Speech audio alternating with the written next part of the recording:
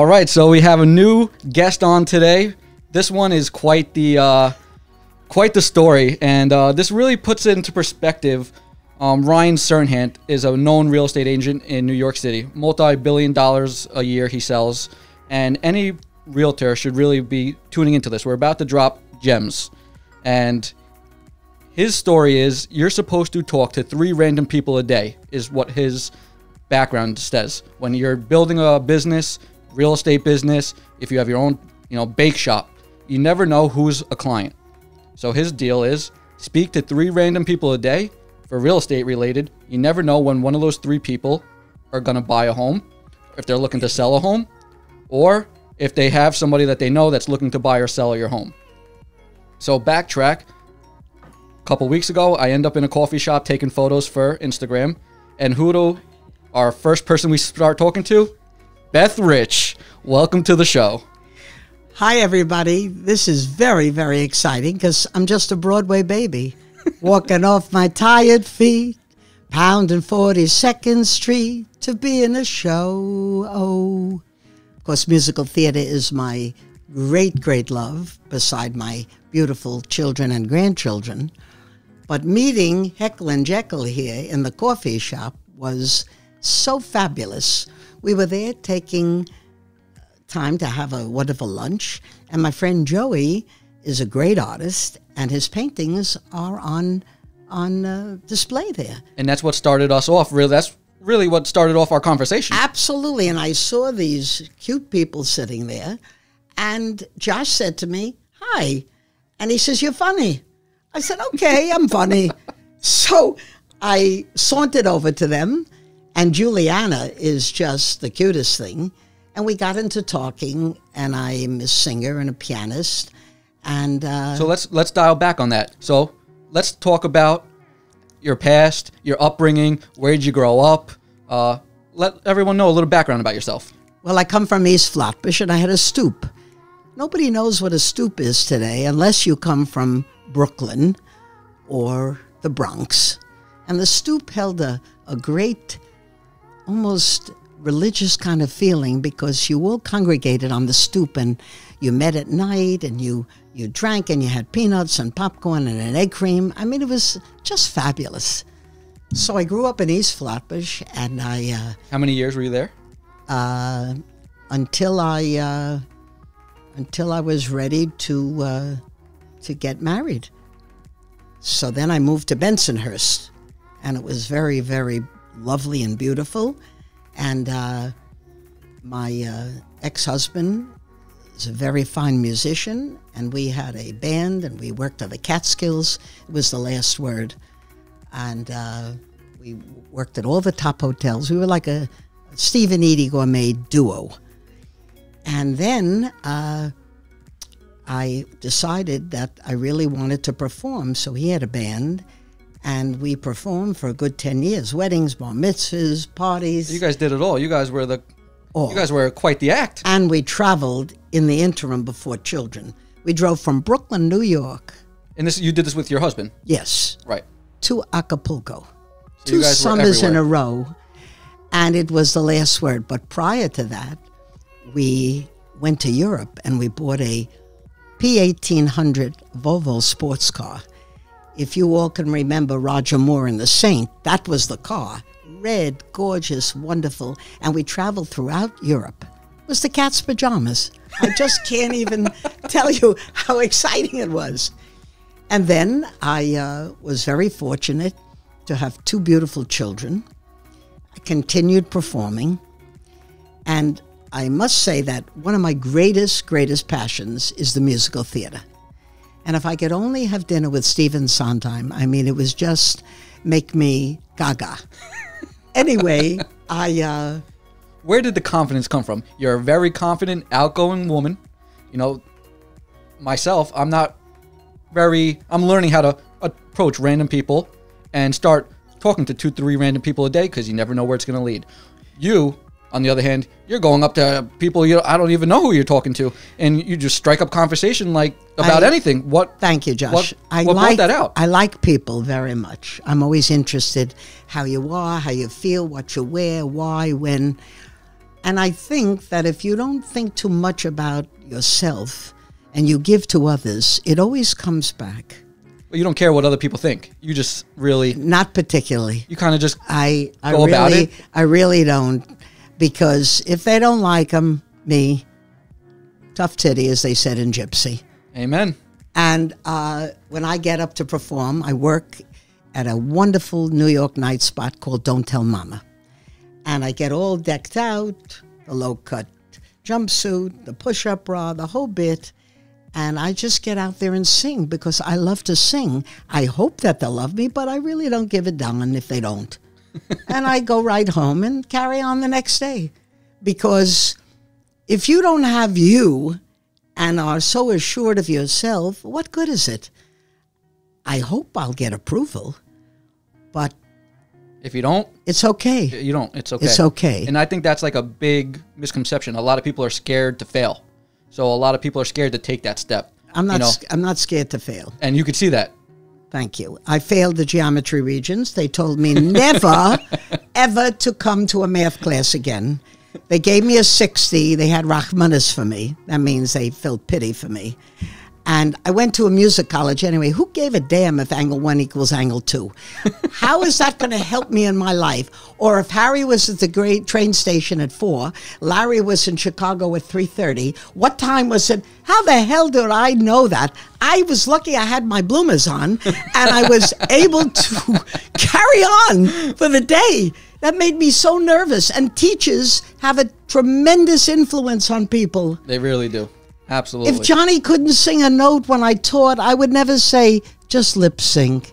I would call him, Johnny, please come over, and I want to help you with certain phrases because you sound nice, but I'd like to make you sound better. Teachers can ruin children. Just like people, if they don't have pathos for people, what good is it? We're here to be helping one another. Yeah. Well, a lot of people are very one-dimensional. They won't look out either for themselves. They're not looking to even help. They're fearful. They're very fearful. Reaching out and touch. There's a song, Reach Out and Touch Somebody's Hand. That's so apropos for today. Look what's going on. Just be kind to people. Give. Be sweet. We need a lot more of that in this world, that's for sure, And what the world needs now is love, sweet love. Sing it. And that's what the world needs now is love, sweet love. That's the only thing that there's just too little of. Now, if people listen to those lyrics and really tuned into that daily, we'd have much more love in this world. Agreed. And I think a lot of people would also be less scared of failure, People are scared of failing and they're scared of succeeding. Yeah. And, I took this lesson. Honestly, I learned a lesson from you. And it kind of opened me up to not be scared to talk to 3 random people a day.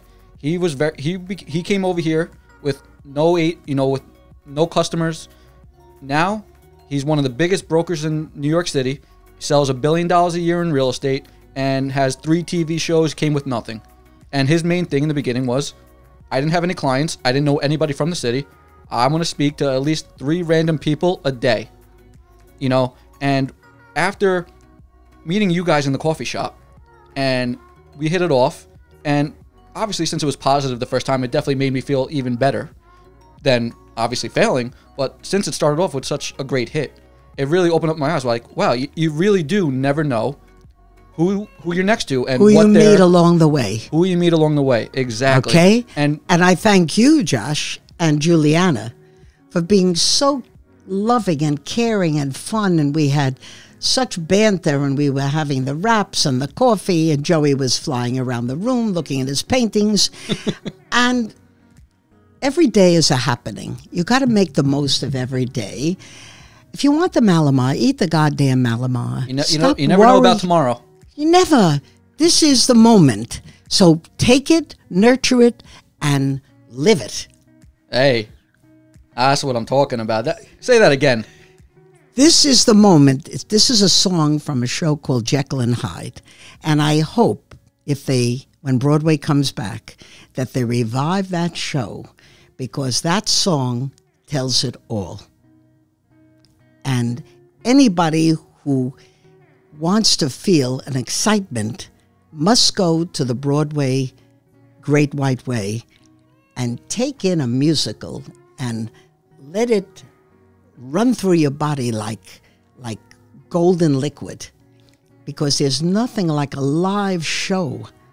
And the beach. I have to talk about the beach. Talk about the beach. What about the beach? Because the beach is soothing, it's beautiful, it's alluring, it's joyful. And living in Massapequa for 30 years, the children were raised. So is that where you went from Bensonhurst yes, to right Massapequa? from Bensonhurst to Massapequa. Okay. South Massapequa, yummy house right across from the canal. We had 3 Labradors. They swam, they ran. It was just superb. And growing children up in that area was splendid. And as much beaching we could have done. You did it. Yeah. And they also loved fishing. And my ex-husband loved to take out the charter boats, and they fished, and they really had a great upbringing and joyful time in Massapequa. Right. And I always come back to Massapequa because I feel at home there. It's familiar and it's friendly, and don't misunderstand, Bayside is very yummy. I live in a lovely, lovely gated community. You need to see the Pope before they let you in. I mean, it's beyond.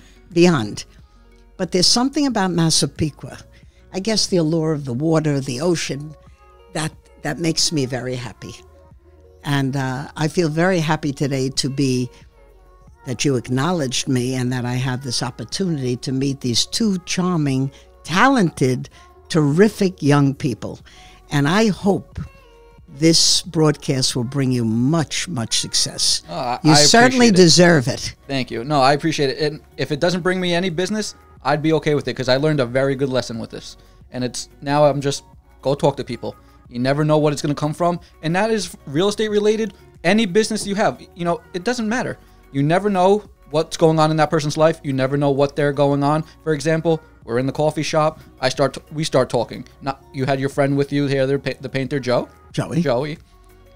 Now, we ended up talking. You guys came over. We started talking. Now he's thinking about possibly selling his home. He's like, I would love to, for you to come over.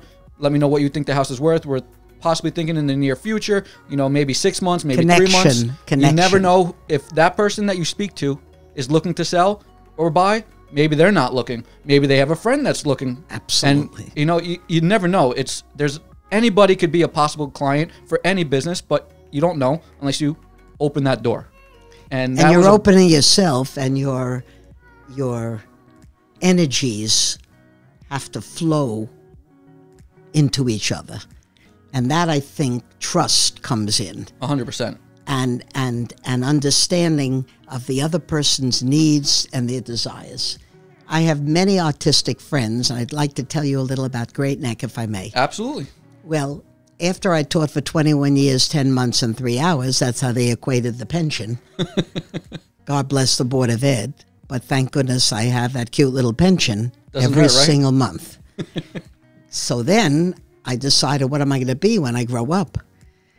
So fortunately, I got a fabulous job teaching at the Great Neck Adult Community School. Okay. And I worked there 20 years. This is the first time that my class was canceled because of the COVID horror. Of course, yeah. And they weren't allowing singing. So I teach another course called The History of the Musical Theater. Okay. And 4 people signed up. But because one was ill and then the husband, the thing faltered. So I'm hoping December will be the new semester, and that people will be able to sign up and hopefully be able to sing. Anyway, for the past 20 years, I met these marvelous Schmendricks people, and they weren't young. And I was able to nurture them, teach them performance, and after every 10 or 12-week semester, I would do a show at Don't Tell Mama with them, and they became instant stars. You would invite people, and they serve only liquor and peanuts and popcorn, that kind of thing. But it was such a happening for these people to feel this success. Right. How lucky for me that I could impart You were part of it. to them. Right. Impart. So I'm very excited to get back to that. And we have a Monday night group. And of course I cook and serve and feed them. This was one of the main topics we spoke about when we first met. You guys were having a huge dinner. It was the first time you guys all met since COVID started. You see? Yes. And the salmon, yeah. The salmon. The potatoes. Well, last night was string flounder. beans. Flounder was last night, and broccoli, florets. Anyway, it's great to have people that love what you love. And great to have people that love, period. And I'm so fortunate because everywhere I go, I spread my hysteria around, and I always get back, no matter where I go. Right. So how lucky can I get? Pretty lucky, apparently, huh? All right, and I want to talk about home. Yeah. And your heart. Keep going. Okay. You're good. There's a song from The Wiz, and after when my show is completed, I sing this as the last number, and then the Big Bang encore, you know. And I don't know if you're familiar with The Wiz, but it's a modern-day takeoff on The Wizard of Oz. And 25 years ago, Michael Jackson and Diana Ross were the stars in the movie. So in case you need a little trivia for Jeopardy tonight, you might want to know that. And there's a song called Home, and Stephanie Mills sings it in the movie. And the lyrics just say so much. When I think of home, I think of a place where there's love overflowing. I wish I was home. I wish I was back there to the things I've been knowing. When that makes the tall trees bend into leaning, suddenly the snowflakes that fall have a meaning, sprinkling my name. Well, that's just a little preview. I need my pianist. I need the trio. A little taste. A little taste. Give him a little tickle, you know. A little taste of honey. That's it.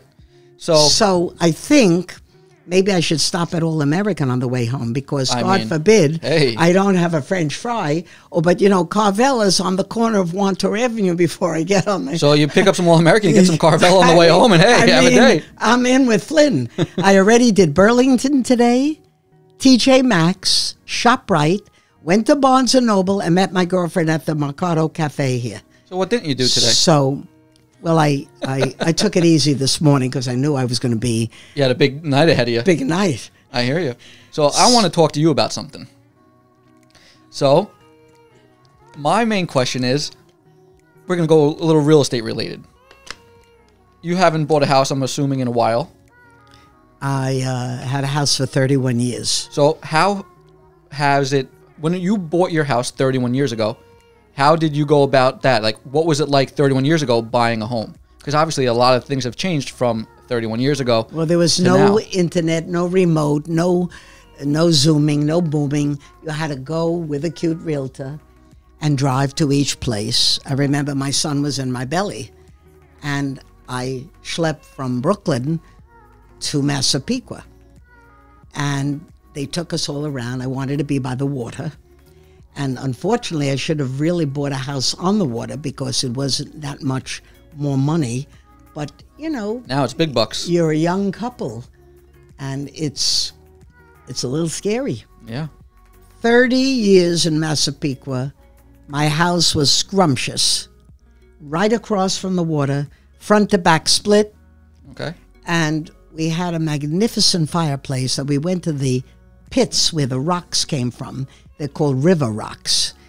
And my ex-husband is a marvelous designer. And he designed this exquisite fireplace. And he built a bar with 2,200 pennies. And he put silicone. Yeah, I know what you're talking about. It was exquisite. Beautiful, beautiful house. How would it be different today? I would love to be back in Massapequa, but my children live in Westchester and Dutchess. It's too far. Right. I loved having a house, but it's a very big undertaking, and if anything goes wrong, you must fix it immediately, Right. or else it falls apart. Yeah. You don't want that. It's a big responsibility. Big. Yeah. An endless pit almost. Do you remember how many houses you looked at to buy before you actually pulled the trigger? I don't think too many. Not too many? No. But it was a tedious Did you find them online? Like There a was lot of no people now. online There then. wasn't. So when No online. How did It you was find? You with just my cute you little told the feet in a realtor. car You would just tell the where realtor I what you wa- liked, what I and they would liked, show you and- stuff. And they took us to the areas. South Massapequa, South Belmore, South this, because I wanted to be by the water. So you just told them, "Oh, I like Massapequa, South Massapequa. I want to be by the water. I need 3 bedrooms and 2 bathrooms," and they would kind of just put some things together and Correct. take you on your way. Mm-hmm. So it just shows how different nowadays. Now- Everyone's on Zillow and Trulia and all And these different Pillow and websites. You know, realtors and this and that. And they're, shopping online. And now you could do all these virtual tours. You could literally walk the entire house, The house. without even being at the house. So it's before you saw a couple pictures if you were lucky, and you had to go really see it in person. I'm assuming. And now you could literally see the entire You house. could buy the whole. You could buy the whole house and never even see the house once. Well, there's a fabulous couple called, Gaines, Joanna and Flip. Oh, Chip and Joanna Gaines. They are the Cat's Pajamas, and she's a real artist, and he's cute and adorable, and he has mechanical and terrific hands. Their program was superb. The others are all right. Cabin Masters, Flip Flop, Flop Flip. You watch a lot of those shows? I like that. Yeah, they're great, right? HTV. Yeah, it's really inspiring. It's exciting. And you learn a lot. I learned all about shiplap. You do learn a lot. Shiplap. Yeah, I love shiplap. I would have a whole. I would love to have a house again on the water, Ooh. on the beach. So I got to find a millionaire, Uh, a musical millionaire. yeah, now you're really checking all the boxes off. So I just wish everybody to be well, and I'd like to leave with one. You're leaving me already? Well, I don't want to take up more of your time, but if you... We're here to... Oh, okay. Yeah, okay. we got at least a half hour with you. We don't want to throw you to the curb right away. Okay. You were a big part of what's going to be coming in the next year for me. I can't just throw you to the curb just like that. Okay. Well, I hope we could talk about the Broadway theater coming back, and I'd like to wish everybody to have a part and a happiness to get to Broadway and see a show, because that's such an uplifting, exciting endeavor. It is definitely an And experience. Long Island has fabulous places. Theater 3 in Port Jeff, the Engerman, I was going to say Entenmann's Cake, the Engerman Theater Great. in Northport. You must like some dessert. I do. You have a wonderful one in Syosset. I forgot the name, but it's in Syosset. And I saw many fabulous shows. And the colleges have wonderful theater groups. Right. What I would like also to work at college again, because I need people that are very serious about my craft. Mm-hmm. The adults love it. Do you like being retired? I'm not retired, though, You're still really. you're still up and at it, right? I teach privately, Right. and I'm always running, spinning, going. What do you focus on teaching privately? Voice. Voice. Yeah. Okay. I can teach piano too. In fact, I'm delighted to offer Juliana some piano lessons for her child. I'm excited about that. I haven't taught 8-year-olds in like 25 years, but I think I could do it with my grandmotherly skills. How often do you teach now? Well, they wanted FaceTime. Oh, So 'cause- I FaceTime, but it's a little boffy because the lip doesn't go with the talk. It's not as enjoyable to me. Right. But if they want a lesson, also my piano is near my patio door. So I had a couple of young kids sing on the patio. Here's my piano. Here's the sliding door. I gave them the mic with tons of alcohol and sanitizer, and they sang, and all the neighbors could get, and they had their lesson. I'm not good with zooming and booming. I don't know how to do that. You're not good on the Zoom, huh? No, I'm not. I'll try. You're an in-person type of gal. I like contact. Okay. I like that. I like. So you're ready for this COVID to end so you could really get back to seeing these people in person? Yes. I miss that very much. I love people. And that contact, when you teach and you feel success in your living room and you see a smile and they record the lesson so they know whatever I'm teaching them, they can listen to morning, noon, and night. Right. Instead of, they have me there. Mm-hmm. I'm playing and they're learning and singing. And a couple of them have made CDs. I take them into a studio. And that's their treasure. And that's their excitement and their happiness. Well, how lucky. Yeah. How fortunate, right? Very. And they get to spend time with such a wonderful person. I'm very patient and tolerant, but sometimes for teaching what you have to, you kind of have to be. Yeah, but you can't make them feel inadequate. Even if they really don't have that tenacity and that real talent, I try to nurture it for them. Because if you like somebody's shirt or their pants or their hairdo, why not tell them? Why make somebody feel good? Yeah. I was in the supermarket. Nothing's better than before. a compliment, right? Nothing. And they were all kvetching and complaining, it's too slow, only the 2 aisles. So I said, where were you rushing? They didn't have enough people. Calm yourself. Yeah. And everything's going to be... That's New York. Everybody's just go, go, go, go, go, go, go. Some people. But others, I notice, are more tolerant now that this whole mess has come about. Right. But take a minute to share with your neighbor. Yeah. Be kind. Mm-hmm. Thank you very much. Would you like a chocolate kiss? Would you like this? Would you like... Why not? Right.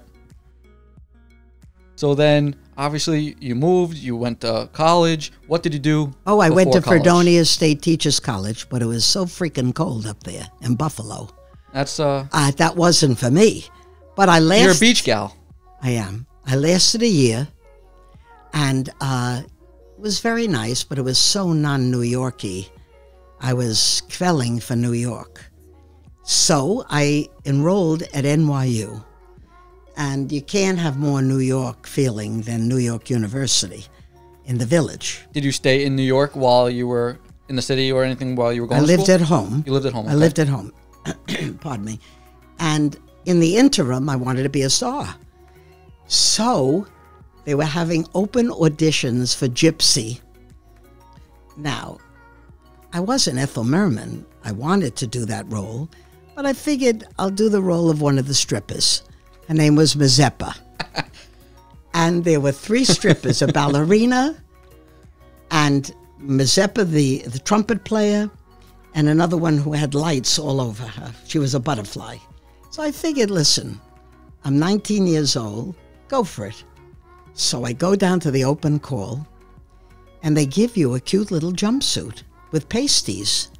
Now, my parents were fabulous, but a Jewish girl from Brooklyn with a stoop to put on a jumpsuit with pasties. So I said to them, I don't think I could put this outfit on. Well, they said, thank you, next. That was the end of my gypsy career. One and done, huh? However, then there was an open call for an off-Broadway show called The Golden Apple. Okay. And I said, go for it. And I went down there. It was on the east side. And I came with my music. And when you sing in certain keys, it's quite apropos for the musical director to be efficient enough to be able to transpose. That means to change your key. Right. So I came with my yummy song in my key. His name was Philip Fratkin. Look how I remember that. This is 50 years ago.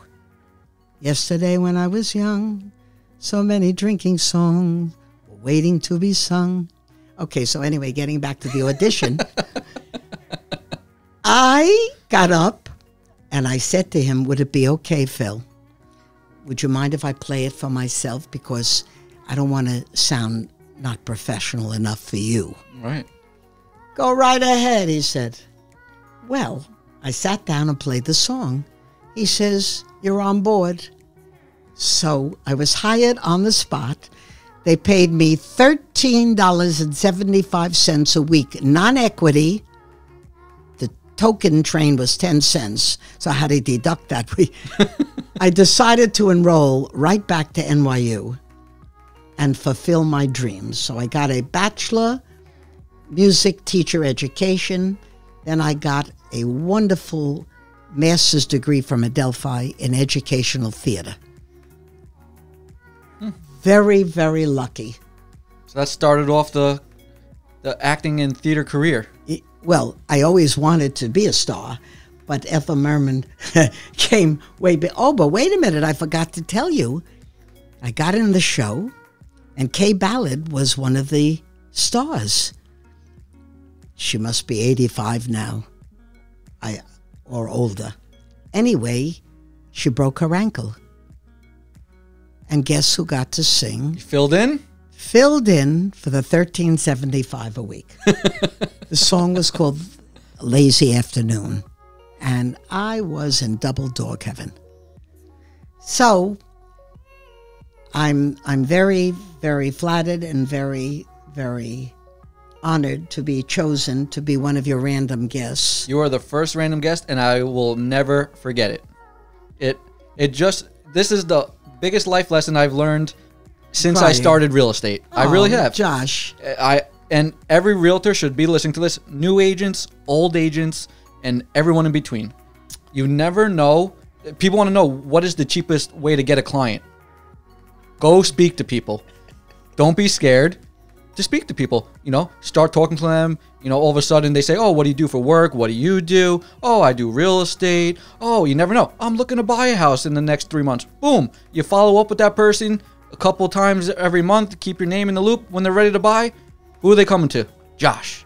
And it really just opened my eyes. And if you learn one lesson for the new year, that's going to be my goal. I'm talking to 3 people random every single day, and all because of you. Well, I would like to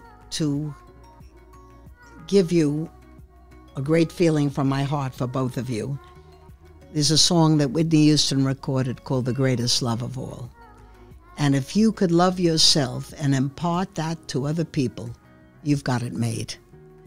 And maybe you'll find me a beach house. Hey, when you're ready to buy, I'll be your guy. I would be falling out of the bed into the ocean. That's what I would love.